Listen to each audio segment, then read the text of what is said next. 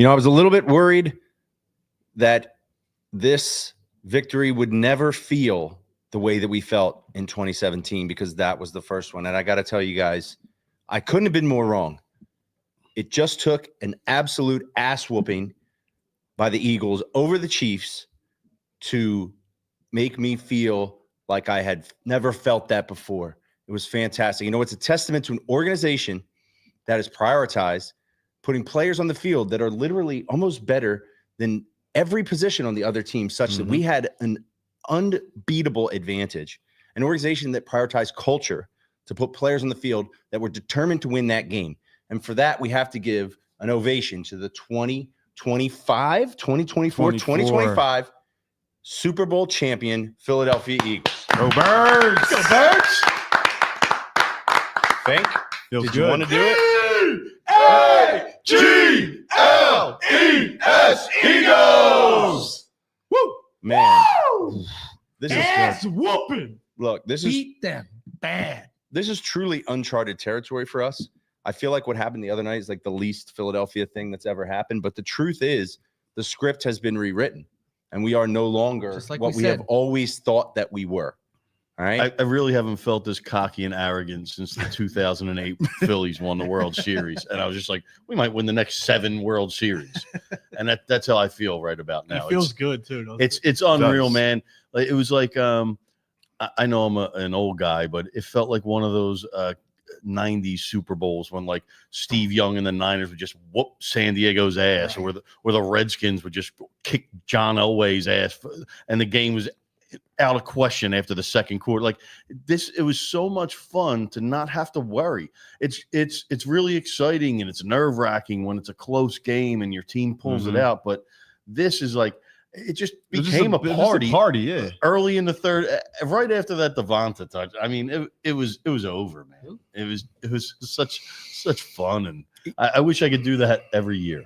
I was actually having a conversation with a guy today who was 30 years old, right? And I know there's been a lot. We talked about this last week. People who are younger and they haven't experienced the kind of pain that has led most of us to have the psychosis that we have. And I was explaining to him, and I talked to my son about this. I said, listen. You know how we won that game against Commanders, how awesome that was? Can you imagine if we played a game, on the road in the NFC Championship, we lost. And then we came home 2 years in a row for the same game, and we lost those games. And then we finally made it to the Super Bowl, and we lost the Super Bowl. And then after that, we didn't go back for another 13 years. Like that kind of pain and torture is just, you can't even explain it if you didn't go through it. It is the reason that all of us have always thought that we weren't entitled to good things. And for the team to win in 2017, go back again a couple years ago, stumble, then come right back a couple years later and do what they did. It literally changes your identity as a sports fan. Now, you can never get rid of some of that. It's like when you have things that happened in your youth, you'll never get rid of it. That will always be there. But really, the narrative has completely changed. That just built up our callous as a Philadelphia sports fan. It's cool now. It just makes it all the more better when your team is one of the elite teams in the league, and they've been an elite team in the league for, it feels like at least almost 2 decades at this point. I don't know. And with their Howie Roseman's mastering of the cap, and they're willing to spend cash on hand. I mean, the Eagles made so much money this postseason. Like if you looked at the pro shop after the game, like you couldn't get in there. There's nothing left to buy. We bought everything already. It's going to lead to so much better. Free agents are going to want to come here. I don't know who wouldn't want to play with these guys on defense, but man, this is like the greatest feeling as a Philadelphia sports fan maybe I've ever had. I don't know if anything's better than this. Well, we are City Pigeons podcast, and just want to go ahead and introduce everybody. For those of you that maybe are joining us the first time, we got Mike Meach over here. Meach, I know you're doing good. Rock Raider to my right. Doing fantastic. We got the boys over at the Goodhart Bar, and we got Mark Goodhart here, and he is back from New Orleans. The lone member. Fresh from NO. Listen, the lone member of the Pigeons crew that made it down to New Orleans. And while we had a great time, we had a great time here. Don't get me wrong. And by the way, the Coop, to the extent there was a jinx here, some people said there was a jinx here because we saw a lot of losses. That's completely lifted. Although we did point out there was one member here. There was one member who was not in New Orleans and not in the building. Let's kick it over to him. One Eric Fink, sitting with Tom Henneman and Mark Goodhart. Fink, do you think, I know you thought, is it possible that I mean, we're clear, right? The curse is over. There's no curse. It's over. That's right. All right. Yeah, that's fine. We're going to be fine. We're going to be fine. So Mark, we got to hear from you right off the bat a little bit about your experience down there. We were living vicariously through your pictures, what have you. Give us a little taste of what it was like down there. Tell us about your business trip.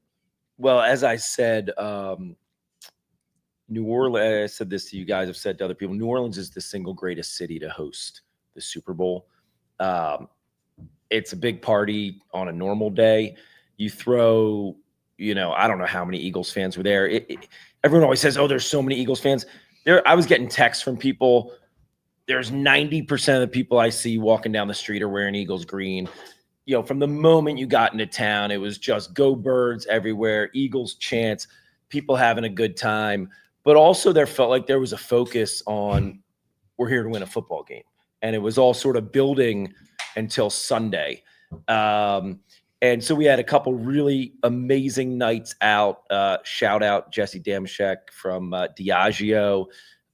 We had the freaking hookup at the Captain Morgan VIP event. It started off on Friday afternoon. We rolled into town and had some good times there. We rolled it into Friday night with the Don Julio and Popeye's chicken party. Now, I don't know if any of you know. Tell me about that. But, Popeye's fried chicken is different in Louisiana. Is that where it originated? That's where it originated. Okay. The recipe is different. It's cooked different. I don't know about you guys, but the one on Broad Street near my house is unedible. But this Popeye's fried chicken, and I kid you not, they had Don Julio 1942. It was just endless bottles. And then they had these little droppers of 1942 stuck in the top of the chicken sandwiches. I wish I'd taken a picture. I can't believe I didn't. And you would squeeze. I can visualize it more. You would squeeze the tequila out of the dropper into the sandwich, and it would moisten the whole sandwich. Ooh. And then you would eat the tequila infused hot chicken sandwich. Goddamn. And they were just bringing them out on trays, one after the other. Partied there Friday night. Mark, real quick, I suggest that we get the chicken from the store by your house on Broad Street, and we see if we put tequila on it. We can make it taste like even a little, maybe Cuervo on it. You know what I mean? Instead of the Don Julio, and it'll be really gritty. Still got that Casamigos. What do you think? From No, It'll that's fit in our good. budget. Aside, I did talk to Chef Clark of Blue Monkey Catering, and I told him the story of these chicken sandwiches. And we may or may not recreate these chicken sandwiches at the first tailgate next year when we raise the banner. I'm just saying.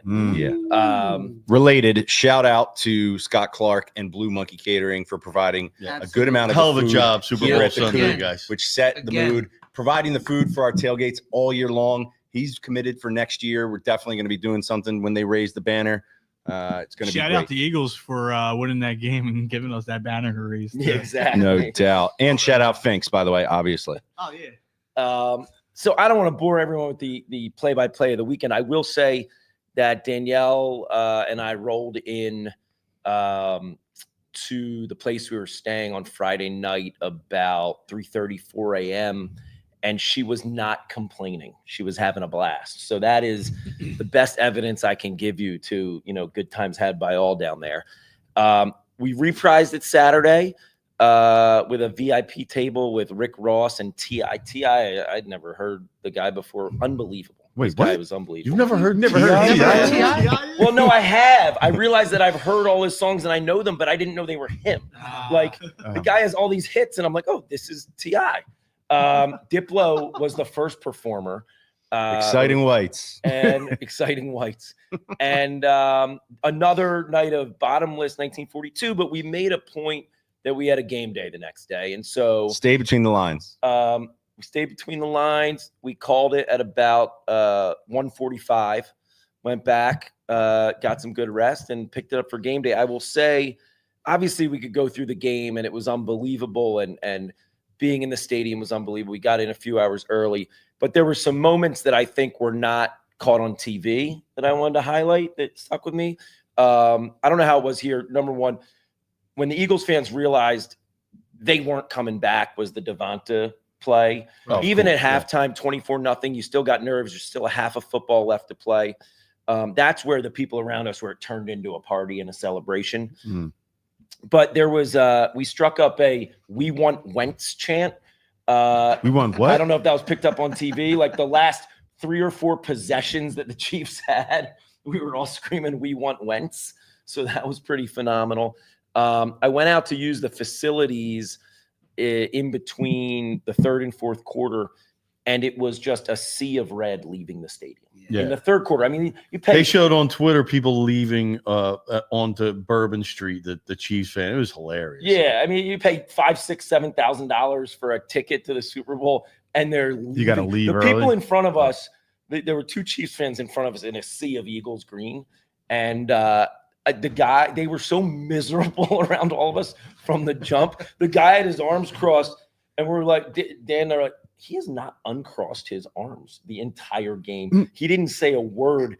And then they're like, let's go watch from up top. As it relates to that, it literally sounded like a home game on the TV. Yeah, it was absolutely. so loud. On the DeJean pick, I mean, was it 70-30 Birds fans? It felt like that. Well, but that DeJean pick, it was astounding. You said the city itself was just like 90%. The city itself was like 90-10. In the stadium, I didn't get the sense that the actual numbers had that big a disparity, maybe a 60-40, maybe a 65-35, but probably closer to 60-40. But the noise and the way our fans carry on and cheer just dominates them. Not that they don't have good fans that travel, but they don't make the noise. They're not as excited as us. So inside the stadium, it was electric. And like I said, at some point, it just turned into a party.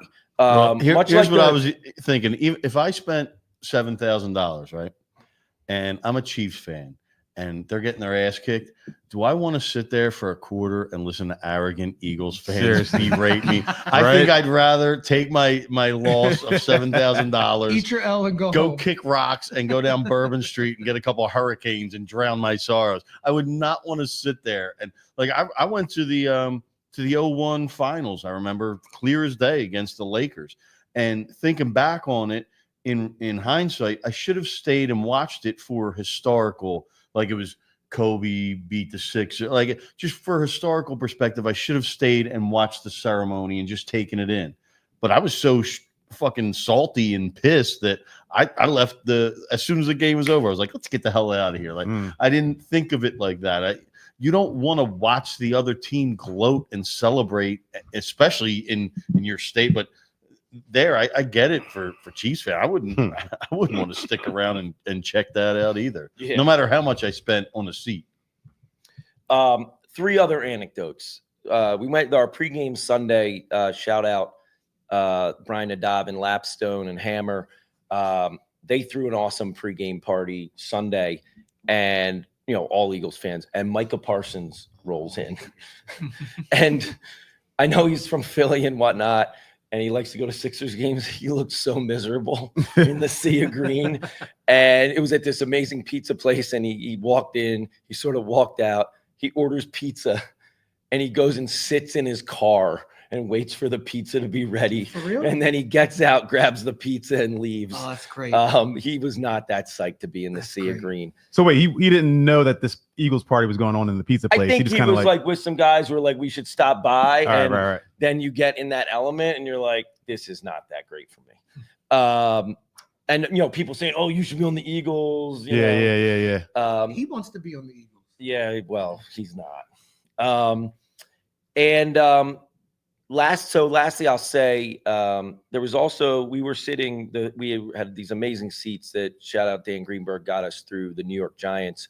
We were on the 30-yard line, the 18th row on the Eagles side. It was freaking unbelievable. But from that vantage point, I was actually able to see very well our own Devin Caney reporting on the game and our own Connor Barwin coaching the game. And there was like a sense of pride, and it was really cool to see them having this involvement and experience and, getting the accolades they deserve from all the hard work. And so I was a little bit creeping because I was taking pictures of Devin and sending them to Fink, and I was like, "Is this weird?" You sent those to him too? That's pretty weird. Dude. They were like the weird grainy zoomed in pictures. But the creep shots. nonetheless, shout out to I'm those staring friends at of your the podcast, girlfriend. and kudos to them for all the hard work and Did they getting acknowledge to you? the Did you- pinnacle. did you I get mean, their the Super attention? Bowl is a mega event, and it's the place to be, and it really is all that is. I kept telling Danielle, you're going to go to the greatest sporting event ever. It's an unbelievable experience, and it lived up to the hype. And you saw Gilly too, right? And we saw Gilly. Nice. Full. Yeah, man, you were like right up there with Gilly, man, blowing the whistle. We Amazing. were right up there. Yo, Yeah. let me ask you: were people in New Orleans as friggin' annoying with their whistles as they were in Philadelphia? And I mean that with peace and love. I Right. loved your whistles, but goddamn, man, They like were live. my head was ringing for the next 3 days. Yeah, There were quite a few whistles. Yeah. Quite a few whistles. But we used the whistle to locate each other on our Right, it track was like a through Broad beacon, Street. yeah. Yeah, but then there was other people blowing their whistles, which got kind of complicated. So, Lost a couple soldiers out there. It's all right. yeah. All right, Mark, we're gonna come back to you because like we got, I know things happened after the game, but that was going, it's taking a little long. So we're gonna come back to you because we're gonna talk about that. We were here right at the Coop, and I was a little concerned. We talked a lot going into the game about where you're gonna watch the game, what the vibe was gonna be like. I was super worried that it was gonna be too much of a party because we had a lot of people coming, but it didn't turn out that way at all. We had all the right people in the building. I think we had about as good a night as you can have. Was very pleased with the group that we had. We broke the jinx, and I got to say, we also have talked a lot about not superstitions. We've talked a lot about apparel decision making, and I see a lot of people here that are wearing the official Super Bowl championship shirt, the official Super Bowl championship hat. And I got to say, I feel very validated in that because you guys know I hold off, right? Like I'm not getting any memorabilia until I know that we are officially the Super Bowl champs. I got up Monday, braved a tremendous hangover to get out. I went to Rally House, sold out. There is an Eagles Pro Shop in Plymouth Meeting. Not a lot of people know that. They popped that baby up, and I was like, you know what? I'm going out there, got the stuff, feeling good, and I'm doing something that I've never done before and I could never do before. It's something that we never contemplated doing, right? So I'm taking it that next level right here, baby, because we got number one, all right? It's the first Super Bowl, It's the double. right? The Yeah. first Super Bowl, and then the second Super Bowl. 'Cause that's how we roll. Yes. We got two of those bad boys. Two-time Super Let's Bowl go. champs. Two-time Super Bowl champs. All right. That's how we're rolling these days.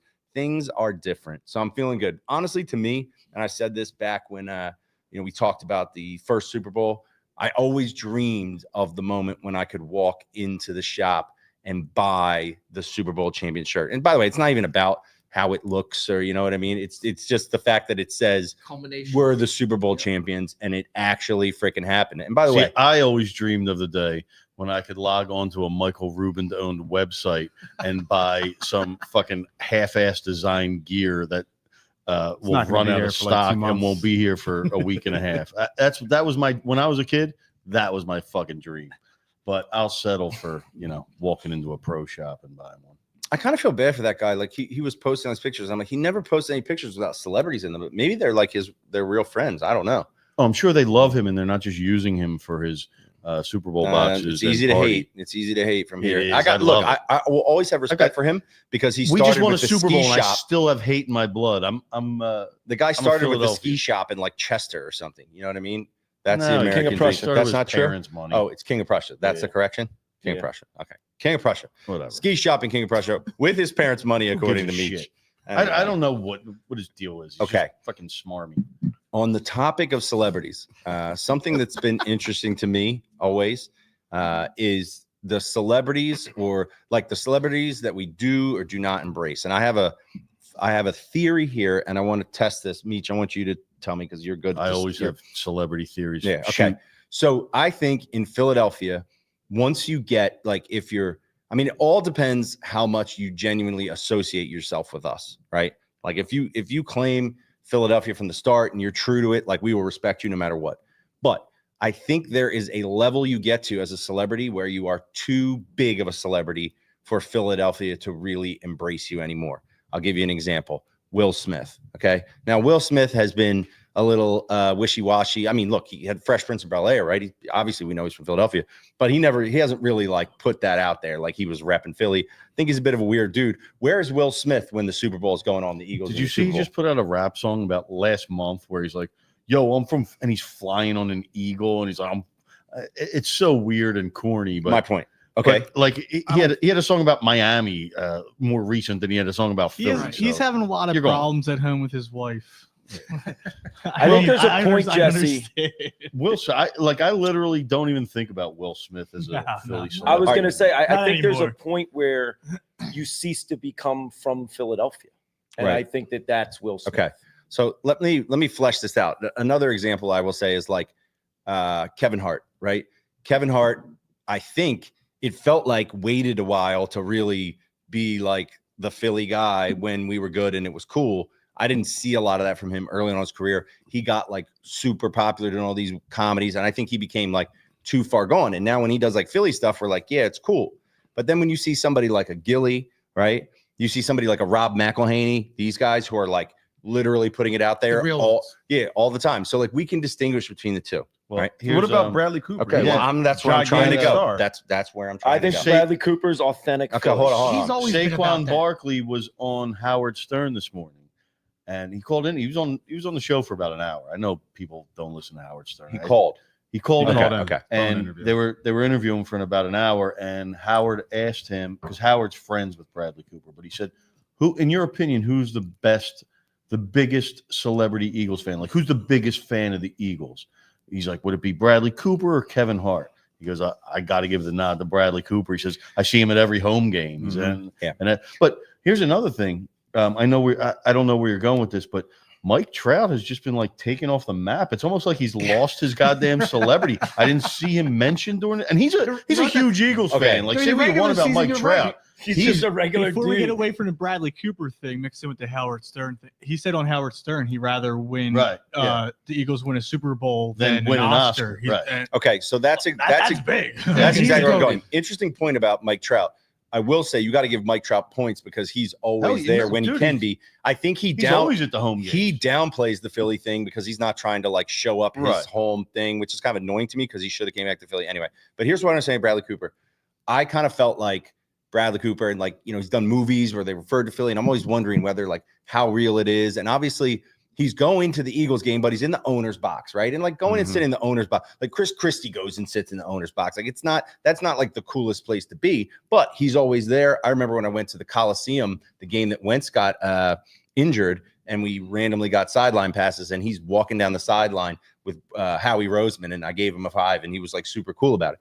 So I think he's been a guy. And by the way, we have to point out the Coop and Danny truck with the cheesesteaks. He's been going everywhere. They were in New Orleans. Yeah, exactly. So I just wanted to say, I think there are different kind of, I don't want to say rules, but we treat celebrities differently based on the way they act. And I just have to say, what he did to start that game and the way he did it, I think put him over the top in terms of like smashing the threshold of being like somebody who is too much a celebrity and too much in LA to like relate to Philly. I thought that was so amazing. We've obviously seen a lot of coverage of that since, you know, he had the kid who had the arthritic condition. And I just wanted to say, I found that interesting because we tend to, I think I at least held him at arm's length as an Eagles fan, thinking like, is he really a fan?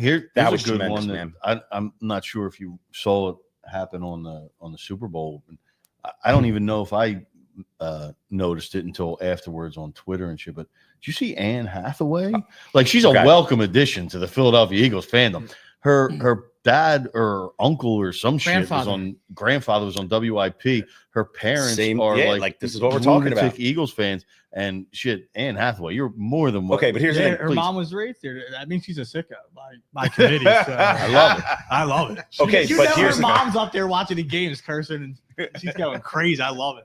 Welcome, here's the thing. Anne Hathaway. Anne Hathaway was like in her house in Hollywood or wherever, like living and dying with the Eagles. That's cool. She obviously never really put it out there that she was a Philly fan until at the Super Bowl they caught her really rooting. But I saw some stuff online today that talked about her and the Giants. I need to do some further research there because I'm not 100% sure. Meech is ready to give her the keys, bro. Yeah, well, I mean, look, we'll take her. I mean, at this point, but a lot of people, honestly, listen, I don't even know who Anne Hathaway a lot of is. celebrities. I have no idea who it is. What? Wow, I really don't know. Anne Hathaway is wow. She's That so is hot. hot.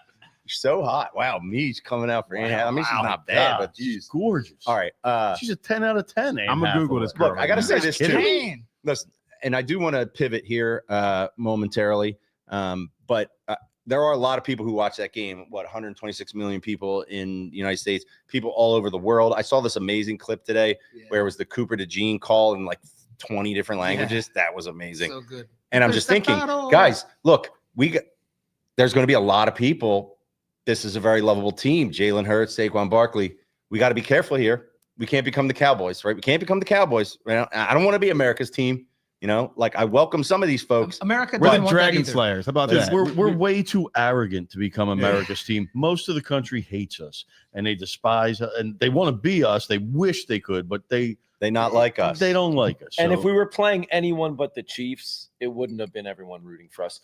Everyone I ran into in New Orleans was rooting for the Eagles. Every NOLA native, every person who wasn't an Eagles fan was rooting for the Eagles. See, and it's because they hate the Chiefs. I think I was just people scared of offending Eagles fans. They're like, yo, man, I'm rooting for you. I really am. I swear. I like the Chiefs, but I'm rooting for you guys. I want you. I did have a Chiefs fan like yell something at me, and I was like, I just want to give you some advice. Like, I'm a nice person. I'm not going to do anything to you, but you really don't want to do that. Yeah. I don't know if you guys remember at the prior Super Bowl, a Chiefs fan called me a libtard. Yes. Yes. And I had said nothing about my political beliefs at all whatsoever. And they just called me a libtard. Or I think he might have said libtard Eagles fans, like painting with that broad brush. It'll happen. Or maybe you gave off libtard vibes. It's possible. It's possible. And I don't want to get into it, but the Trump arrival and seeing which fan base was more into what, and let's just let it go. The Chief fan base booed unity coming out of COVID. So I don't really care what they have. Also, can I just say I was so there for the booing of Taylor Swift. I thought that was epic. Philly, stand up. My wife was like, what did they do that for? Saquon on Stern talked down that. He goes, you shouldn't have booed. By the way, Swift, I got to tell weird. you, that should go down in Eagles lore and Philly lore as being blown way out of proportion. It was hardly audible in the stadium. Whoever's playing that picked up some microphone that picked it up but better. I have to But push I back. saw they also threw a snowball and a battery at her. So I have to push back. By the way, she mouthed like what is going on while it happened, right? Did everyone see that? But it was very mild. Did you see how close it looked to that monkey meme? That's the meme that's like looking the other way. Did you ever see that? Is that's recent though? Yeah. All right, just want to make sure it wasn't a commercial. It didn't even register for me. Did she? When I only remember seeing her like once or twice, and she didn't seem to have on any Chiefs gear. She looked kind of. Yeah, she was rooting for the fucking Eagles. That's what I was wondering. Is there anything going? Because I know you guys are on Twitter all day. Was there any mention of that? I heard she's like, dating Nolan Smith right now. What? That'd be sick. She saw that pancake block. Yeah. Oh God, that was glorious. All right. Well, here's the reality situation. We are all just mediocre commentators at best. We're just a group of guys. I'm way less than mediocre. You give me too much credit. Fair. Yeah. So look, we're just having fun with this, but there are people who are out there doing great work and giving us the coverage that we so desperately want on our team. And we're going to bring on somebody who we've known here for a very long time, who is on an amazing heater. And I got to say, I think I can say this. I'm going to ask her as I bring her into the stage here. Dev, is it okay to say that this is the Devin Caney Victory Tour? Because that's what I feel like you should be on right now. Is that fair to say? It feels like I am on a victory tour. The PR person at WIP called it my press tour, but like same, but different. It does feel like I've been touring a little. Now, Devin, can we refer to you as Devin, or is it have to be Super Bowl champion Devin Caney? Like, do you need that like doctor? I mean, you can call me like Dr. Super Bowl champion Devin Caney. Oh, MD, Super Bowl champion MD. Well, Deb, I got to say, I think we live in this amazing time where we kind of like share so much of our lives, especially people who are in like, a public position like you. And I think it was really nice to see the way that the Philly sports community embraced what was going on with you when you were made the sideline reporter, and then the Eagles kept winning games and everyone was riding this, DK undefeated streak. And it's just fun, I think, to see people really get into that. And you must have enjoyed everybody supporting you and that kind of becoming something, I would imagine. Yeah, it's kind of crazy. Like I promise I didn't pay. I think Barstool Philly was the first account to like tweet that the Eagles it started when they won their first game with me on the sideline. Because like I know the news was announced right at the start of the game, which made it kind of crazy for me and just like my phone battery. But yeah, I didn't ask for any of that, but I'm not like, it's just been this industry and being, kind of, I'm not saying in the public eye, I'm not a Bradley Cooper over here, but in Philadelphia, like a front facing on-air personality, especially as a woman, can be kind of daunting and sometimes not in a position to receive the nicest comments. And it's just been overwhelmingly positive. Like there's always going to be a few negative comments here or there, but the support has. We're going after those negative ones. So we're taking care of them in the chat. Send an Excel spreadsheet with all the negative comments, and we'll take care of them. I started one. We got them. I know Fink is all over that. Fink, have you been all over that, dude? Come on. I'm taking care of it for him. That way, he can't do that. He can't be the sworn lover. I try to keep things clean because I know how I can act. No, Eric yells at me. Eric tells me to not because sometimes I'll see a comment. It usually is like, if it's just like a mean comment, sometimes like I usually ignore it. A lot of times I don't even see if it's from like an account with no followers. But if it's a comment that like is about, I don't know, being a DEI hire, which seems to be everyone's favorite insult these days, which doesn't even make sense because I'm not. Like no one even knows what that freaking means. But like something like that, I'll want to push back on, or something about being a woman. And Eric's always like, don't just block them, just move on. So he's actually like not the fighter for the most part. Like I'm the one that wants to kind of push back and fight. Eric Fink, MD. Fink. What's the deal? Sounds like I've gone soft. Yeah, really. Come on, man. Now, Devin, here's a question I think a lot of people are wondering. Are you going to be on a parade float on Friday? So I'm sorry to disappoint. It has changed literally like 3 times already today, so I'm not sure. But as of now, I'm supposed to be covering it at the art museum for WIP. So basically, if I'm on a float, I can't cover it because they don't allow media on floats. It depends what kind of float it is. They could build a special float that could actually literally float through the parade to the art museum, so you could do double duty. That I'll pitch that tomorrow. I'll I think, Deb, I think they should let you give your own speech up there. Right. Maybe if you wear a mummer's outfit, a la Jason Kelsey, you can get up there. You know what I mean? I think I could do that and just do like an Eagles, give it a good Eagles chant. I was about to do it, and then I chickened out. They said, no. I was about to do it. That's why I just stuttered, because I was like, wait, no, don't. They said Eric Fink would never have a girlfriend. That's gonna... That is messed up, man. Come on, man. So they said it couldn't happen. So I got a question. So like when players win the Super Bowl, they get all these new endorsement deals coming in. They get all these appearances coming. What's your inbox looking like? We got new deals from like Gatorade, Jordan Brand, Fink's Hoagies. I heard Dennis Fink hit her up. Raymore and Flanagan. Yeah, this really cool everywhere now called Fink's offered me a T-shirt, so that was cool. I haven't heard from Gatorade or Air Jordan yet, but maybe they just got like lost in the mail or something like that.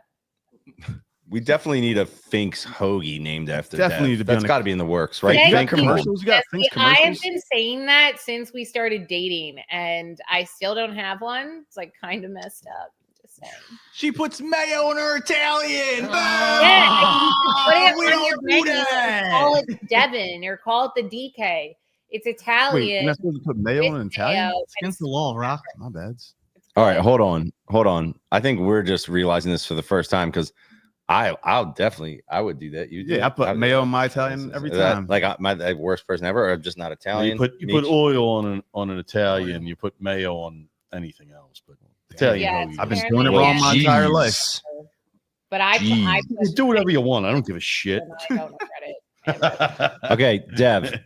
We all, it was funny. I was thinking about this the other day. You know how every week you get those like screen time reports on your phone? I don't know if everyone else, because I didn't turn it off. This week, like for the average Eagles fan, it's got to be like 10 hours on the phone. Oh my what I mean? God. It's crazy. Like you can't get enough.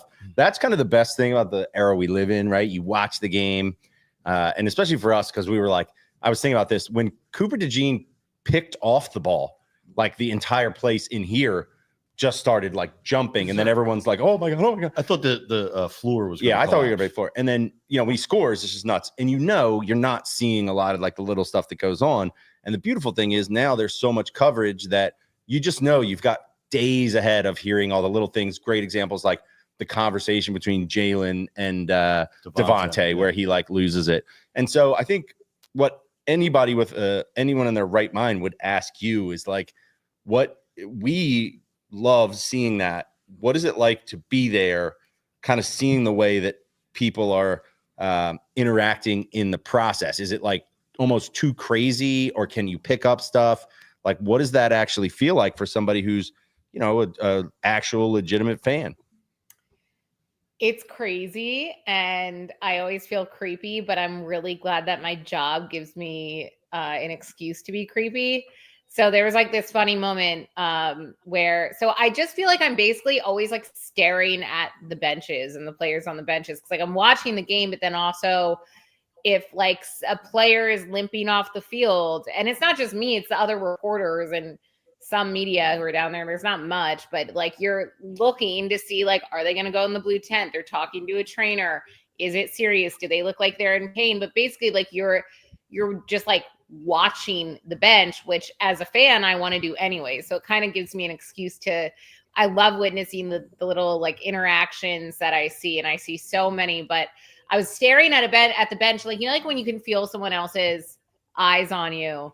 And I look, and Jordan Mailata is just staring back at me. And I just like gave him a nod, and he just like gave me a nod because like I'm in the locker room all the time. I have been for the last 5 weeks.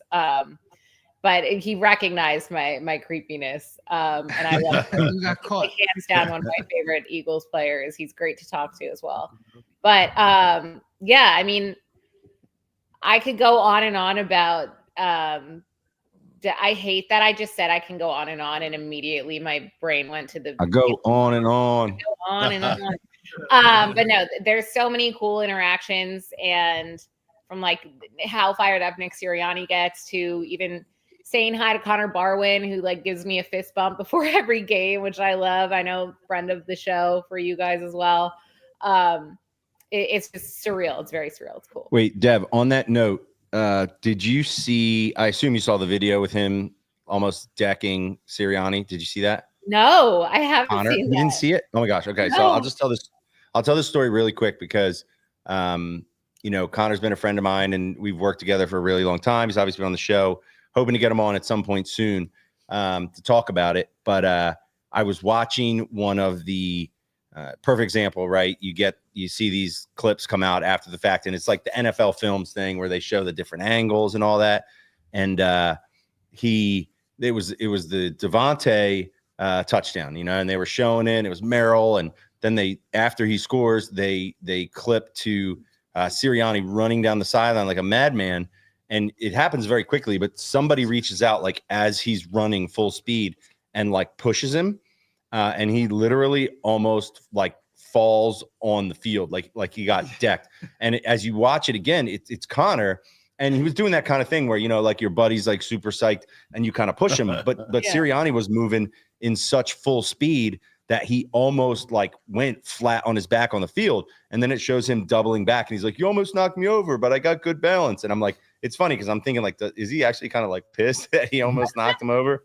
It's really cool. You got to check it out. I'm going to send it to you. But like a lot of stuff like that, that happens. I wonder just if that must be because so there's cool. an angle of the Devontae catch that I'm in the background of, because like You were in obviously the background of the video Jesse like, was talking not about. I can't like be jumping up and down cheering, but they were up by so much, and like I am the Eagles sideline reporter. I'm not like a national sideline reporter, and I think it was the Devontae catch, and like Sirianni's running, and someone pointed out that I'm in the background just like smiling. Yeah, Oh, big. Rocky. Like, this is great. So maybe Rocky- Rocky actually pointed that out when we sent it. Yeah. So we'll have to send it. Are you to watching the NFL films mic'd up? Is that on right now?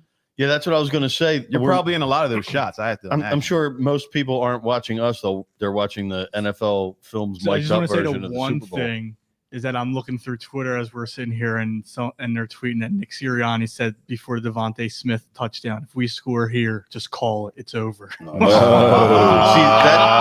classic Nicky.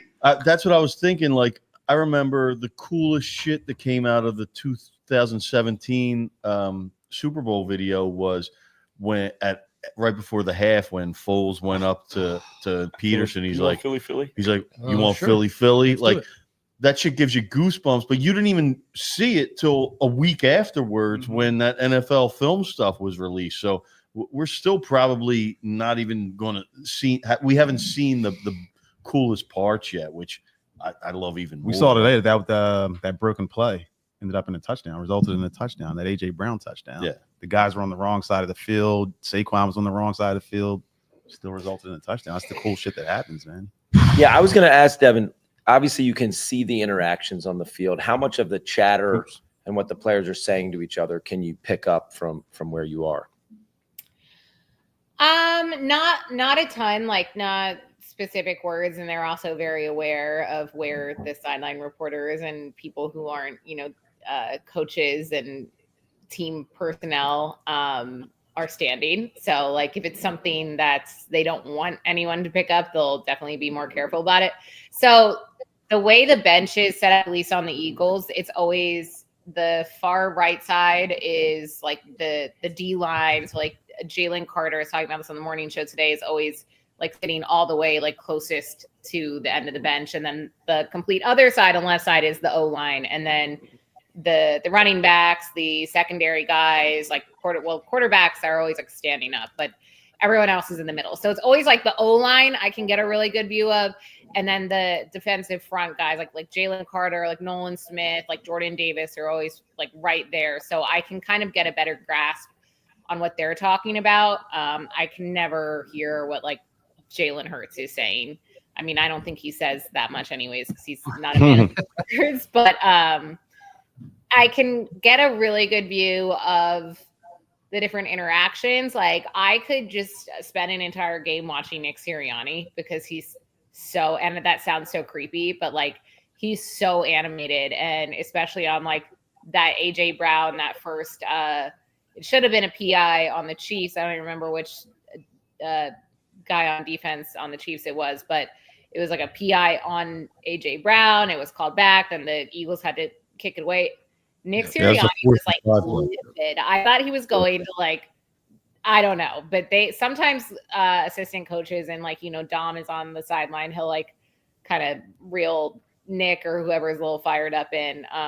But just witnessing that, like how much he cares, it's cool to see. And just like the little interactions here and there, it's really cool. Yeah, he's quickly become a Philadelphia legend. Now, here's another cool thing that happened because of how he flipped out on that A.J. Brown pass interference. The very next time the Eagles got the ball, there was a pass on third down to Goddard that, I mean, it wasn't pass interference. I mean, it was very ticky-tack. It shouldn't have been called. They called especially a personal foul, though. Right. They called a late, but it's because his neck, he went like this. That's what I was trying to say during the game. But they could have not called that easily, but I think they did it because of it's a classic basketball coach move. He flips out on a call that went one way, and next thing you know, there's a makeup call the other way 10 minutes later. Like it just happens that way. But Sirianni's he's got that way about him where he can scream at the refs, but they don't get pissed at them. Where they're like, "All right, I see where you're coming from," and like it's give you the benefit of the doubt next time. Yeah, he's not fighting with them. Right. He's just. I think it's more so like he, and I think this is what makes him such a good coach. Like he really cares about each and every single one of his players, and he's so detail oriented that like he will know and remember the second some unfair call is made or penalty is called on one of the Eagles players, and he will let it be known. But then he also gets so fired up when something good happens, like you said, you can see in these clips, like he's literally sprinting down the sideline. I love his little like celebration he does where he like locks arms and like a arm body slam type thing. But no, and Vic Fangio, I wish he was always down on the sideline, but he's not. I never get to see the inner workings of Vic Fangio's mind, which I'm sure a lot of people would like to see, but he's always up in the booth with that camera in his face. So don't get to see him, but here's another really cool thing. I don't mean to cut you off, Deb, but Nick Sirianni, he obviously is loved by the guys on the Eagles, but like every one of them goes up to him and hugs him, tells him how much. But Vic Fangio actually got like some shout outs on Twitter today from some defensive guys. And then you think about it, just a year ago, he was fired from the Dolphins because they told him he worked them too hard. Like that just shows you how soft a team like the Dolphins is. Like, how are they ever expected to win when you can't even let a good coach do his thing without feeling like he offends you in some way or works you too hard? That's what I love about these Eagles. Like, they took it as a personal challenge, and they knew he's just trying to better their career and help them win.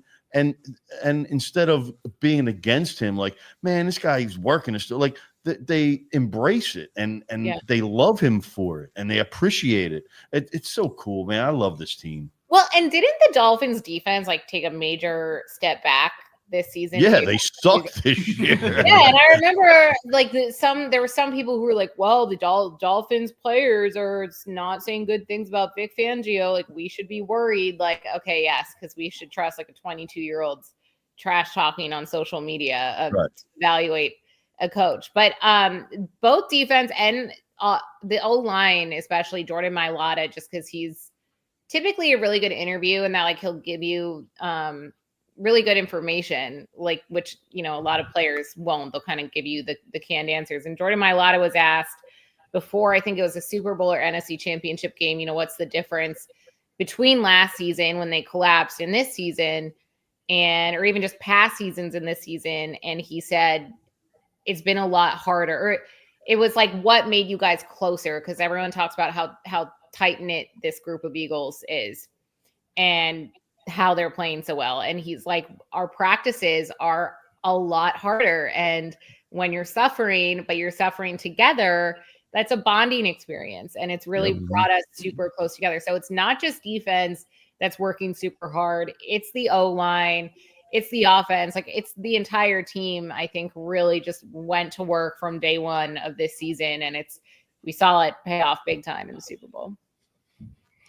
So, Dev, before we let you go, because we've held you a lot longer than the typical like call-in guest, on WIP or whatever.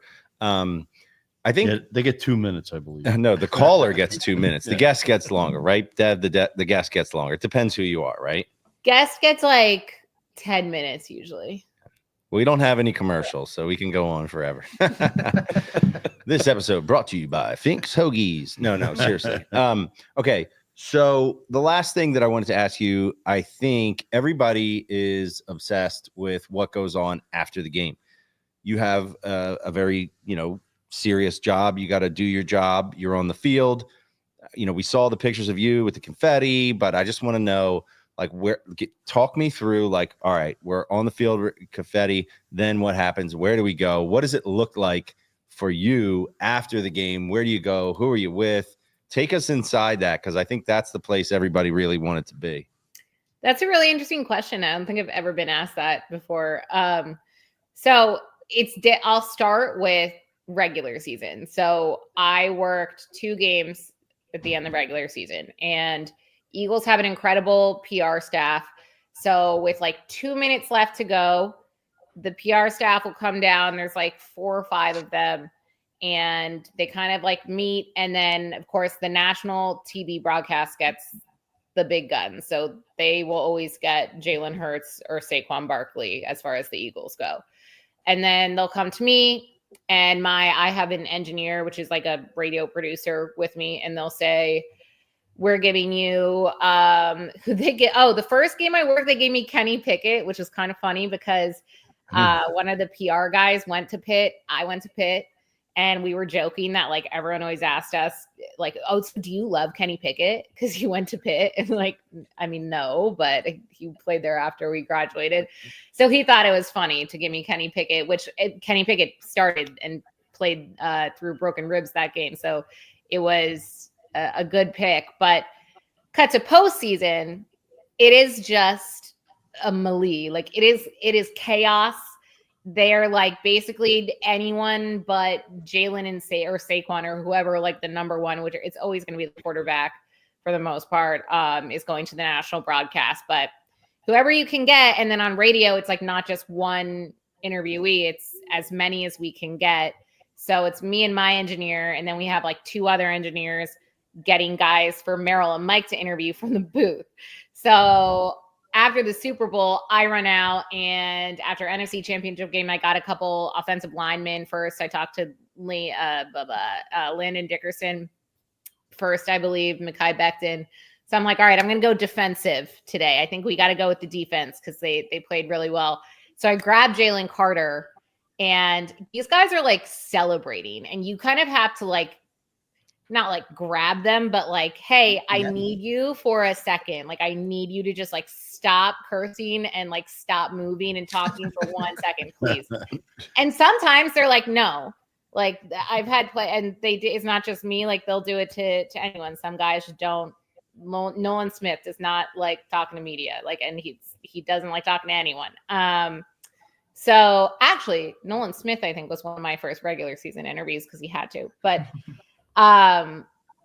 yeah, and then you let the producer know who you have, and they toss it down to you. You do your thing, and then send them on their way, and then you run and try to find a second guy to interview. And you just got to grab them, tell the producer who you have, and there's confetti everywhere, and they're celebrating, and there's Chiefs players, and there's other media, and there's Eagles PR staff, and there's Howie Roseman and Jeffrey Lurie walking around. Like, it is just chaotic, but that's what I think people who do what I do love, because it's, an adrenaline rush, and it's so fun. It's so fun to just be a part of. Sounds amazing. I actually feel terrible because I was hoping you were going to tell me about the party that you went to. Oh, that took me deep into a place that I didn't know about. So I appreciate that. Yeah, I thought you were like, what happens right after the game? So I'm like, I just go interview. Well, so the Eagles talked about being. That was a way better answer than what he was a good searching answer. for. Absolutely, Devin did Way more illuminating.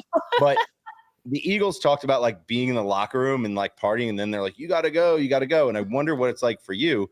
Obviously, you do all that, and it's crazy and chaotic. And then it's like, okay, like, what are we doing in New Orleans? The Eagles won the Super Bowl. You're like finished with your duties. Like, what happens next? That's what I'm also interested in. All right, journalistic note, Jesse, maybe you should like be more specific with your questions. So. Maybe. Hey, point taken. Point taken. Devin, I remember back in 2017, I was working across the street from where the ring ceremony was, and you got to see how like they did it at 2300 Arena, where they, the old ECW arena in 2017. They painted the building black, like they completely redid the entire building. They brought in this team from New York. They raised Swanson Street, like they put concrete on Swanson Street to raise it up, to have like a whole setup there. There was a red car. I mean, it was so well done. And obviously, because you're the sideline reporter, you're getting a legit Eagles Super Bowl ring. Like, are you excited about that and the ceremony party? I still didn't hear about the party, but fine, answer it. I mean, I didn't go to the party. I just saw it being That's set not up. the party I was talking about. He's asking about a different party, Meech. What know, did you do exactly Yeah. after you left the stadium Hold on. in New Orleans? That's what Jesse wants to know. Stop. So, twofold. I don't know if I'm getting ranked. That'd be awesome. That'd be. No, you are. I think The that sideline reporter gets Okay. a ring. Eskin got a ring last time. I don't know whenever that happens. So after party, both teams have an after party no matter what. So like even if you lose, like the Chiefs still had theirs. There's actually videos of All it. that video. Depressing. Loser party. Boozy. Yeah. So It's like when you lose the presidential race. by the time we got out of there on Sunday, it was like, I think midnight I got home. I was staying in the Eagles team hotel. So the party was like in that building. So I stopped by with my friend for a little bit. And then we ended up meeting up with our other friend, Breland Moore, who's also a reporter, and went out. And then by the time like in New Orleans, things don't really close. I had to leave for the airport at 6 a.m. So I straight up did not fall asleep. There you go. That's That's it. our girl. That's what we're talking about. I was struggling on Monday. Eric can tell you that. But no, it was a lot of fun. And Mike Bishop, shout out. He's in the comments. I ran into him at the Eagles after party. It was crazy. And that party was crazy. Like the players are there, coaches are there, like at staff, friends and family. Shane Gillis was there randomly. The other Gilly was there. And it is just Gillian Gillis. They had like a Damn. big It should be a sitcom. and they have every kind of food, every kind of drink you want, and it's awesome.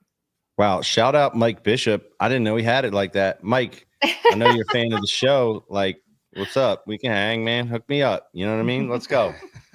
Damn. Yeah, thanks for the invite, Mike. Yeah.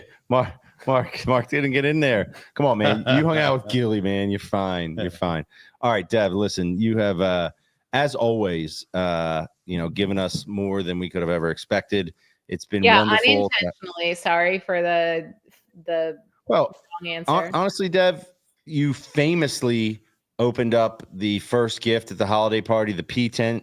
The P tent clip, I think, really helped elevate you, to the next level. And I think that had a lot to do with you moving up in the world. But no, look, obviously we're all rooting for you. And it was just so great that we could root for you and the Eagles at the same time. Congratulations. And that they did what they did. Cheers to the birds. Cheers to you, Dev. And Dev, I don't know where you're going to be on Friday, but we hope our paths cross. We'll be flying the City Pigeons flag Where we'll be. and having a good time. And where will you guys be? all right. We can't say. Yeah, we can put that out there. Eric Yo, doesn't you even wanna told hang- you, worst comes to worst, Devin, you have a for you. terrible fallback option. You can come to the party at my house. Yeah. If you want to party. So I'm all about the post party because like wherever I'm at, regardless, I'm going to be either working or surrounded by work people. So I'm going to need to like turn up after the real party, So I need a good spot to go. So I might need to stop by. I'll probably have to walk there, but if I can find a mode of transportation throughout all the people, I'll come by. There should be parade floats going by if you want to jump on one of those. That's awesome. Like you use it like a taxi. Going back to Just hail it, jump on. Yeah. Hell a parade float. That's a good point. I did want to throw it out there to the good people that are part of the City Pigeons community. I'm not saying I'm not trying to invite people to Mark's house, but I know this. If you come down Fitzwater Street at Broad and Fitzwater, we will be in the area. We're basically going to set up a little makeshift tailgate and have a great time there. I'll throw a Kenwood at your head if you ask. Yeah, there you go. And it'll be all good. I can't tell if Mark's going to be mad at me for putting that out, but that's where we'll be. That's where we'll be, generally speaking. Listen, we're going to have the City Pigeons flags out. It's not going to be hiding anything, bro. He's got a point. And a P tent. All right, Dev, P10. thank you. Seriously, amazing, awesome stuff all around. Great stuff, Dev. Thanks a lot. I don't know where we go from here, but we appreciate you and best of luck with everything. We and, we do the real three-peat. Deb, are you back on the sidelines next year? You is that like decided already? You think she knows, man? Don't jinx it. I don't know. She should be. She fucking won the Super Bowl. I'm sure she is. She did a great job. They won this fucking Super Bowl. Fuck yeah. We'll see, right? Did you bring any Dev? confetti back? No, yeah, we'll see. I hope so. By this time next year, she might Got be the the confetti? lead at ESPN. Who knows? All right. Let me get some It sounds like you brought some confetti back. So Fink, we need to get some confetti here in the coop. Can you make that happen for us? No. Perfect. I got you guys. All right, Dev. Thanks, Bye. Dev. Thanks. We love Bye. you. We love you. Oh man. Can I share an interesting confetti anecdote real quick? Yeah, So you can. It used to be that the confetti would just go everywhere and drop from, like the ceiling and the rafters. I and saw everything. it being put into So a confetti grinder. This is probably has to do with Meech's favorite person, Michael Rubin of Fanatics, because now they sell the confetti, after the fact, and you see the people down there scooping up and ridiculous. putting it in garbage bags. So they actually shoot the confetti at this Super Bowl where it goes all towards the field. None Yeah, of it goes in the stands. And then you have to ask like a photographer You to can't bag you get up it. some confetti. fast forward, it's Oh. 1:30, 2 o'clock in the morning, and we're hanging out in a bar, and I'm in my full, Eagles regalia. And this guy walks in and he walks up to me and he says, "You look like a guy that deserves some of this." And he takes out a bag of confetti and he gives me some and puts it in my hand. Oh. Oh, nice. Amazing. That sounds beautiful, but here, let me retort here. It's fucking it's paper Yo, that has been cut the into principality of it. rectangles. can Like I can do that shit, and I can be like, this is Eagles fucking Super Bowl confetti, and no one would ever. Don't yuck. You can't yourself. authenticate it. two things. Can I just say something? My man, he just switched the camera to himself as he went. He like switched the camera. Was like, here I go. I That got shit something was to say. hilarious. All right. Because I saw that shit. I saw people like they're begging photographers to bag up confetti and like give it to me. It's I'm like, kind of like selling snow. it's fucking paper. Is it like selling snow? like I'd rather rip a fucking chair out of the Superdome and put it under my shirt and leave the stadium. Yeah, I don't think that's gonna happen. All right, I want to say That's a something real real quick. souvenir. Real quick. I got to send a quick shout out because on Monday, I woke up. I awoke. I don't know how I woke up. I woke up at like 7:45 and immediately it's like the Eagles won the Super Bowl. It's like, gotta look at all the content. So I start going through it. And I'm like running on absolute fumes. And me and my buddy decided to get up and walk around. We're walking around Center City. It's not anybody really out. It's super sleepy. Long story short, get some breakfast. I decided to walk over to Mitchell and Ness. I knew they wouldn't have like the Super Bowl stuff because that's not really their vibe. But I was like, I'm just going here anyway because it's going to be amazing. And I'm in there and they're showing like it's NFL Network, and the highlights are going. I'm just like standing there like comatose looking at it. Guy comes up to me. This guy named Tom. And Tom, shout out to you, man, because he comes up to me. He goes, "Man, I love the pod so much. I just watched the episode with you guys in the bar and I watched the episode with Meech talking about his Super Bowl gear." And I was like, "Oh, man," I was like, "You just made my day." It was like the most perfect thing that happened. So shout out to my man, Tom. Hopefully you're going to check this episode out. Shout and out, Tom. Come to the party, Tom, Keep because tuning Jesse in. invited 800 people. I invited, and I would like to invite this fine gentleman to the party as well. I don't know if he's going to make it back because, he's taking up residence in LA and he's out there representing for us. This is our old friend. And I know he's hype and ready to go. Our boy, Jimmy Gurecki's in the house. Yeah, Jimmy, what's he's up? got that Cooper, John. Oh, yeah. words! Yo, I the didn't coop, know if I man. wear the black or if I wear the green. All of that. He's got a Exciting. backup for Hey, the backup. Jimmy, Look, you're one of the most I just exciting pulled all whites this out there, of bro. storage. Just Oh my God, I love it. I'm gonna be insufferable for the next year, yo. You know what the funny thing is, for like, seriously, I mean, the further they go on in the playoffs, the more you're like, I have to wear something every day. And now this week, the parade on Friday, how long do we go where we feel like it's legit? Because like, a lot of people are dressing down when they go to work now. So you can wear hoodies and stuff. How long do we go where we're wearing Eagles stuff? I mean, we do have the Phillies coming up. I just want to point that out. How long do you guys think we should go? Jimmy, you tell us. You're the man when it comes to the fashions. I'll tell you this. I was in Vegas over the week or the last 2 days, and I saw all these people from other teams wearing their stuff. And I'm like, these people must have no dignity because they lost their right to wear their team shit the moment they were eliminated. And we now own the right to wear it for as long as we fucking want, wherever Exactly. Yeah, exactly. Yep. We ride together right answer, Jimmy. forever. all the way Dude, up to kickoff next year. You can wear this shit anywhere because the team earned us that right. Yo, Damn right. technically, we could wear this shit until we get knocked out of the playoffs. Again. We're the reigning champs until someone beats us, which I don't think will be next year either. But you know, it's funny. I love Jimmy, man, and he knows how much I love him. But I texted him last night. I didn't even know he was coming on the show. I go, bro, I was wearing your gear all throughout the playoff run. Like I'm wearing the sweatpants right now, the t-shirt. Like I've been wearing the JSP Eagles gear. That's my main Eagles gear all throughout the playoffs. I go, bro, just I love that. You know, we got a chance to hook up, and I love that. You know, you're a friend of the show. The day that you guys had invited me over to Federal Donuts on South Street, that was the day that I had went to meet with them. That's right. And so all of the gear spawned out of that exact afternoon. Hell yeah. That's great. You know what's so crazy, Jimmy, is when you told us about that, like there was nothing like that. You know what I mean? Like they held all that like IP stuff and the creativity so close to the vest. And then they did that with you. And I'm so happy that I have that, because it feels like, you know, a collector's item. And now they did it like so many times over, though. You know what I mean? They started doing it like, and half the shit I don't even recognize, to be honest with you. But like having your stuff, I'm just like, this was the first legit collab. You know what I mean? That I tripped out because, you know, obviously the season last year panned out the way it did. So it was like it was such a high for me personally, and then a high for the team as a whole. And then it was like we got the life, all of us had like the life sucked out of us, right?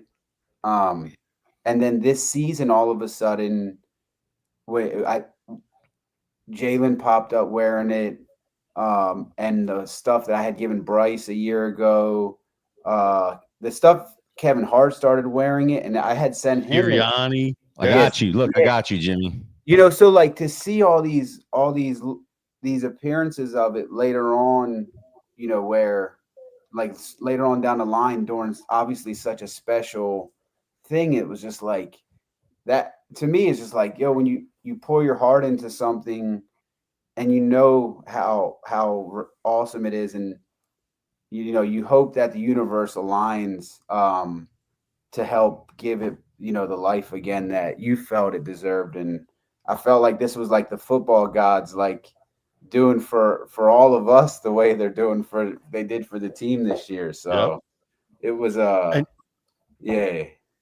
Yeah, you know it's special, Jit, when you know, it's one thing if you seed somebody something and you see them wear it once, but you see Bryce Harper's worn it like 15 times, Sirianni's wore it like 10 times, Hurts has worn, Gilly wears it like every goddamn week he's doing his dance. Like that's got to be a great feeling, Gilly man. Dance, man, come on. Like it's not just a one. You know your shit is so good when I mean.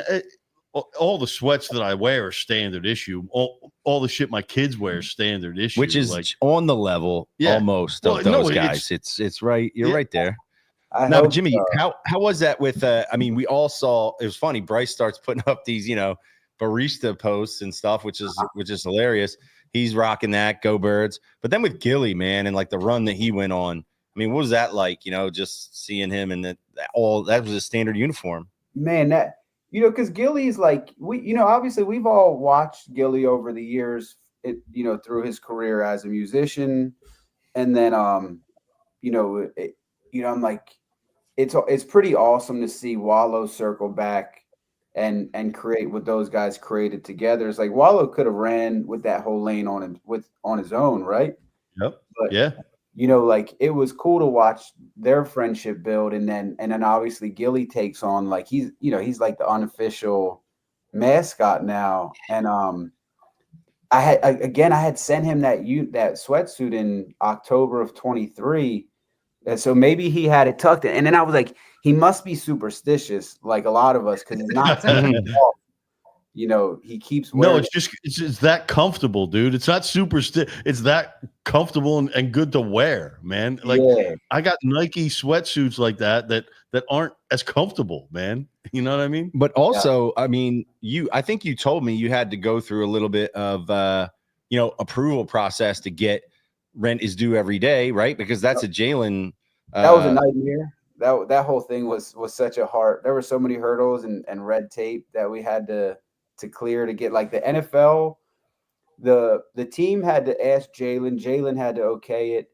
He didn't actually own the trademark for it, but then once it got to the NFL level, then it was a whole nother beast, because their lawyers don't play. Like they don't care if we're just like some little guy trying to do this little capsule. They're covering their ass on all bases. So when it finally got cleared, I just remember, like, the relief. Like, that was the piece. Like, the graphics aren't like the craziest design, but it was just those bars that bar was so important to the story, because we all know how much of a he's so philosophical, Jalen, and it's part of the kind of like the DNA that he's embedded in the team at this point. So I was like, I needed that. I don't even know what I would have done if we couldn't have done that, honestly.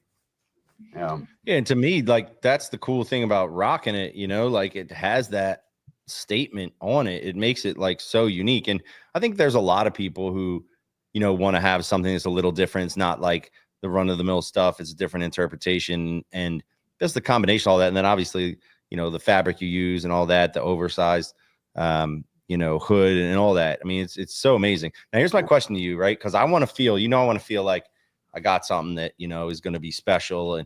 And I saw you say the other day, what can you still get and what can't you? Because I would like to say I have something you can't get anymore, to be honest. I'm going to be honest. So, the Fanatics, like the Eagles Fanatics website still has that was another thing, was they had ordered so fucking much. So they had enough to live on their site for a long time. So Fanatics still has maybe like a medium in the Kelly green. I think maybe a large and an XL in the midnight green. They have all the sizes in the t-shirt. When that's my favorite one. The t-shirt is like the sleeper. So they have all the sizes in the t-shirt up there. And then we have the fitted, because New Era was like, their minimums were a lot. And I just was like, I don't even care. We're buying whatever they're saying the minimum is, just because I wanted to make a New Era so bad. So the New Era is on our site. The hats, you mean? Yeah. Look at this one right here. This was supposed to say the rent is due on the back, but New Era wouldn't clear it, even though the NFL had cleared it. Funny enough. Wow. But I was happy with Go Birds. That's all. I think I might get that tattooed right there sometime this week. Like that. When's the Super Bowl collection coming? What do you say? Can I ask you guys a question?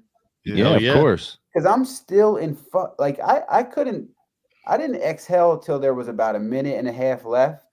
I still don't know what the fuck we watched on Sunday. Yo, can I tell you? It was an ass whooping is what we watched, Jimmy. The craziest thing about it was, I think we were talking about this because we had a party and we are going to have like 60, 70 people. And I had to get like the alcohol, right? So I'm at the liquor store trying to do like math. I'm like, I don't even know what's going to happen here. Trying to estimate. And I'm like, you know what? I think I probably got too much, because the Super Bowl, everybody wants to make sure they're like locked in, keep it under control, I was like, but like if some way we start like blowing them out, like then the tap is going to open, you know what I mean? And that's exactly what happened. Everyone just got so rowdy. But I'm sitting here at like halftime and right after, like trying to do the math, I'm like, well, they got to score 3 touchdowns and a 2-point. I'm like, nah, hell no. You know what I mean? So it was crazy. Like, I'm with you. Nobody really, I think the people that said that was going to happen, they wanted it to happen. And maybe some people really felt that way. I know this is the most unique playoff experience in my life, because I seriously felt calm and confident for every game. And all people could say in this game was, well, Mahomes and Reed, but like on paper and statistically and matchup wise, there was really no good reason to think they were going to beat us other than the past history they had. And so I was confident. I didn't see this coming, but you know, we'll take it, man, because it was epic. That's for sure. I like like everyone. I think a lot of people are pointing out that Saquon didn't. He was like the one player that didn't get his moment in the game, but I feel like his presence, like, just crippled their defense, and it almost seemed like their whole scheme, even somehow on offense, was geared to stop Saquon. And it was like, because of that, he just opened the floodgates for every other facet of the game to open up for us. Absolutely. Mm-hmm. So yeah, and you know, we talked about this, and everybody talked about it. When you're playing the Eagles, you have to start by stopping him. And to me, that was the biggest change from the prior Super Bowl, right? Where you got Miles Sanders who fumbles the ball in the first carry. You don't have to commit. You know, you can mix it up. You can take away a little of this, a little of that. And, you know, we just saw that them taking away the run, you know, opened up other things. And Jalen was up for the moment. And we got a parade on Friday. And what's your deal, dude? You coming in or what, man? Nah, I'm gonna sit this one out. I just was like, man, it's not easy. You know, you're like, oh, hell yeah. You know, even like seeing people like down at the game and stuff, it's like, it's so, you know, because you're like, and now we're like, oh, well, we'll get back there, you know, but like that wasn't always the case for us, right? But so it's like, we almost have this nice comfort level. We're like, oh, I'll sit this one out because we're gonna get back there, you know, next year or whatever. But yeah, I'll keep it in the crib, and it's, you know, it's that day's a commitment, right? You got to get down there like 5 to get your spot. I'm trying to figure out, you know, everybody's got their own like you know, plan to get down there. It's crazy. Mark, you got something over there? I just want to get Jimmy, thanks for the shout out, because I have the full Kelly Green get up that I wear all the time. But Tom and I just ordered a couple of the, you know, midnight green sweatshirts and t-shirts while we were sitting here. We didn't know they were still available. So now I got the full attire. As we were sitting here, we just did it right now. That one's, I'm a midnight green person, man. I think just like, you know, like that's just the colors that we like for me growing up with. So it's like, I don't know, the midnight green just, I have like such an emotional tie to that one. But it's like, obviously everyone loves the Kelly Green stuff. So, but thank you guys for grabbing that. So Jimmy, thank you for telling us it was available. Is it safe to assume, based on the attire you've showed us so far, are you going to ride with Coop? Are you going to like mix it up? You got a couple guys that, you know, I mean, obviously there's a lot of guys who did a lot of great things. What's going to be your rotation here moving forward? I think the Coop. I definitely am gonna tie it back in with the Jalen jersey. I think I got a Nicky 6 or I got Nick's. Look at this one though. I'm gonna get back. Jimmy, look at this one. This is the Jalen Carter That's Super the one Bowl. I want. Yeah, that's you know what I mean? It's a bad man. Hey, did you guys see that kid Casey that does the vintage shop? Yeah, Rare Vintage. Bro, he made a red Jalen Carter Georgia Eagles jersey. Yeah, he's crazy, man. That thing is fucking awesome. I haven't. You know what else I'm gonna break out too? Probably is the Frankfurt Yellow Jackets jersey too. Yeah. I got that thing. People hate that thing. Wait, is that the Kevin Curtis? Yeah, the Kevin Curtis. I remember that. That was he went off that game. He had like 8 catches for 213 yards that game. I'm gonna go grab that as soon as we get off the horn. Oh yeah, I'm gonna mix that in there. I'm just gonna wear all of it, man. I'm gonna make people sick for the next year. Yeah. So you know what was interesting? Casey sent a jersey to Jalen Hurts' boy for the Super Bowl. It was a 90s Russell Athletic, and he made a #1 Hurts jersey out of it. Yeah, I did see that one. Yeah, that he makes he's doing a great job, that kid. Oh, he's the man.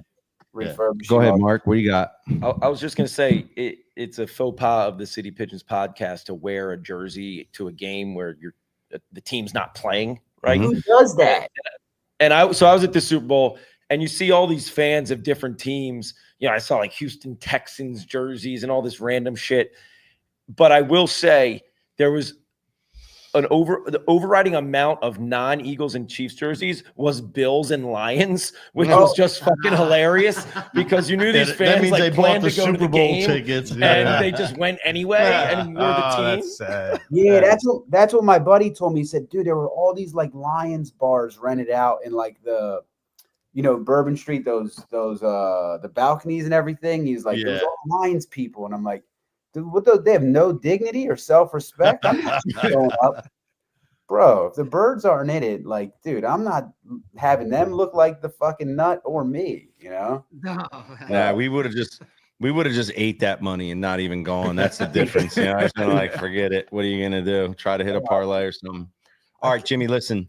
Appreciate it. We've been thinking about you as this ride is going on. Jimmy, you're the man, bro. Thank you for coming on. Thank you, listen, we got to ramp it up for the Phillies, man. We'll see you and this spring. when you're in, let's get together. We had some good times out there for the Phillies, and spring, summer's coming soon, right? I will be there. Yeah, yep. So we gotta knock off the Mets again with Soto now. And the But we got Braves and the Dodgers. Some bullpen arms. Who did the Phil sign in the offseason? Nobody. Max Kepler. Oh yeah. And the reliever. Yeah. They signed they signed the starter from the Marlins. Oh, yeah. Jesus Luzardo. Luzardo. Hey, Starter. come on, guys, lock in. We're gonna be fine. It's gonna be fine. Eagles. All right, Yeah, okay. Jimmy. Rock Love you, buddy. baseball. Keep repping. Thank Thank you, you for guys. joining No us birds. as always. We appreciate you. Later, Keep doing bro. your thing, man. Thanks, Jim. Thank you, Later, guys. man. Peace. Yeah, baby. Champs. Let's go. Yeah, the Matisse Thybulle jersey was an There was- interesting one. Sheesh. I don't know where we go from here, guys. Go home. Yeah, I think that. Yeah, I knew we'd go a little longer today, and I think that was right. I think that was right for us to do. Anybody got any closing thoughts here? I mean, look, I'll let you guys go. We're gonna run it back I next year. did predict the Cooper Oh. DeJean. Hold up. Anytime Shh, touchdown. Quiet. Validate 'em. I missed one segment that we just got to hit here because look, they're calling us the prognosticators. By us, I mean people that are involved with this that are not me, because right here we see some evidence from one Eric Ooh. J. Fink F. Von Bro dude. Draft night. Who What wrote do you think the odds were at that point? Like plus 1,400 or more? Eagles I saw a winning lot the of Super Bowl plus this 1,500 year tickets. on the 26th of April, 2024. Was that before Saquon got signed or after? That was draft night. Okay, but was it before or after? I have don't no idea remember. when Saquon was signed. All right, because I think it was after because After. free All agency right. starts Okay. beginning of March. yeah, all right. Well, I just knew a Howie masterclass was coming. Okay. I just felt it. and in my then nerves. if you're paying attention, you could make some money. I don't know. I wasn't paying attention. I don't know what my problem is. Says Finkstradamus But, in the notes. Here we go. Well, I stole that from Raj Shadamas because you're not predicting that much these days. Here we go. Cooper DeJean is plus Gotta have 3,300 one. He's for gotta a have one. touchdown, but he could do that not only defensively, he could do That's right. that He could pick one on a up. return. Yeah, on the return. Oh. You know what I Yeah, mean? yeah, Like yeah. that's two Smart. ways for Smart. plus 3,300. Like $10, you win $330 if you win. These are just some. I'm just looking at the angles for the Super Bowl. Did you bet it, Meech? No. Oh, my I'm such a fucking idiot. Not only did I not bet it, I went on to DraftKings to check the odds because I was like, yo, when the odds are that crazy, sometimes if you go to another book, they're even crazier. There were plus 4,000 on DraftKings, and I made a mental note like, yo, and I just never fucking took it. I took the Eagles defensive score, but that was like plus 650. It's nothing like plus 3,300. bartender I'm at I'm so angry at myself. Not only that, I had the Eagles minus 14.5 for like plus 4 or something, and I just didn't take it. You can't bet everything you feel good about, right? No, Fink. you can't. When it's only like 6 things, it's not like I gave out 50 things. I gave out like 4 things. Yeah, I think it's a man. rule. If you give something out, you got to bet it. I gotta Fink, bet it. What were you gonna say? Oh no, the bartender at Murph's told us to take Goddard first TD, and that did not work out. But I threw that as soon as he said that, I was like, yeah. I took that too. I threw it right on. That's what you Well, had to do, hey, dude. we talked about it on the last episode. My mom putting in a bet. She wanted Eagles minus 4.5. Let Joan it. cash. You Winner. know what I'm saying? Now you owe Well, $100. the funny thing is, I have the money in my account. You know what I mean? I'm like, do you want me to, What was that? Plus sprinkle that? I can't remember. She bet $50 and won 150 or something like that, whatever that is. I was like, hey, but do we want to ride this on some NBA? Let's get deep into this. Set up on your own account, man. Get some bonus Man, bucks. all right. Look, all I can say is this for me to wrap this up. You know, this felt like a full circle moment on so many things, like life in general, right? And anytime we get the chance to go out and be in the streets with our people in our city and feel that love together, it's fantastic. For me personally, and for us as a group, having people here at the Coop, it was the whole reason that we ever started this thing. We want to build community, we want to have families and friends together. It was fantastic to be able to do this show with you guys, react to the Super Bowl, for, you know, having people that care about it. It's amazing. It's a fantastic thing. It feels like everything is going exactly how it's supposed to. And I don't even know where we go from here, right? Because it feels like we're on the mountaintop. But I can say this, you know, we as a group, the friendships that we've built, the fun that we get out of doing this, the community that we've built, we're just going to keep nothing like look, we're just going to keep rocking it. I don't even know what that means. We'll just keep showing up, and let's just have the best time Friday. You want to come hang out, hit us up, come hang out. If you're watching this show at this point in the show, you're the fucking man. And Or woman. Mark might invite you to Broad Street to his house. If you like comment now or like say like, yo, I was watching City Pigeons an hour and fucking 80 minutes into the episode or however long we are, can I come down to watch the parade? Mark might invite you to his fucking house. That's how crazy he is. Mark, you're gonna need security down there. Jesse already did invite. Yeah, I already invited everybody. Like the radical squirrel himself says, Lord have mercy on my liver.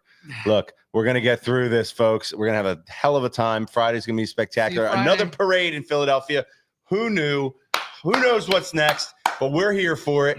It's the greatest thing of all time. We love you guys. I love you guys. Take us out, Fink. Hey. In the words of G-L-E-L.